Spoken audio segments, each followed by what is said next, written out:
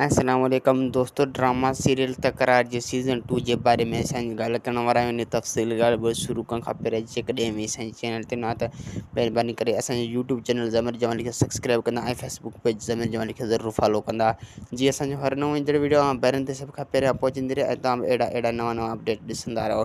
दोस्तों तव्हांजो time waste कोन था करायूं, हलूं था पंहिंजे मेन टॉपिक तरफ़। त दोस्तों हाली तकरार ड्रामो सीज़न 2 कॾहिं बि कोन ईंदो। 2-3 महीननि खां तरसी पोइ तकरार ड्रामे जो सीज़न थी सघे त अची वञे। ऐं तव्हांखे ॿिए पासे ख़ुशी जी ॻाल्हि ॿुधाईंदा हलूं त दोस्तों ज़ाहिर ज़िंदगी जी सीज़न 2 हाणे अचण वारी आहे। 2-3 ॾींहंनि जो इंतज़ारु रहंदो। काफ़ी दोस्त चई रहिया आहिनि त तकरार ड्रामो सीज़न 2 कॾहिं ईंदो। दोस्तों तकरार ड्रामो सीज़न 2 2-3 महीननि खां पोइ थी सघे अची वञे। हाली त उन जो इंतज़ारु कोन्हे, मतिलबु हाली सीज़न 2 जो आसिरो कोन्हे ऐं ज़ाहिर ज़िंदगी सीज़न 2 जो आसिरो मिली चुको आहे, मतिलबु हू हाणे अचण वारो आहे।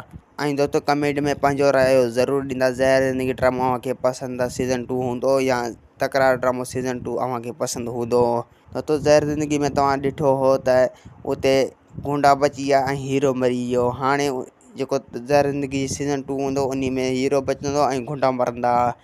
असांजो हो कहाणी जेको तव्हांजे अॻियां पेश कयोसीं। वधीक वीडियो ॾिसण चैनल खे सब्सक्राइब ऐं वीडियो खे लाइक कंदा जीअं असांजो हर नओं ईंदड़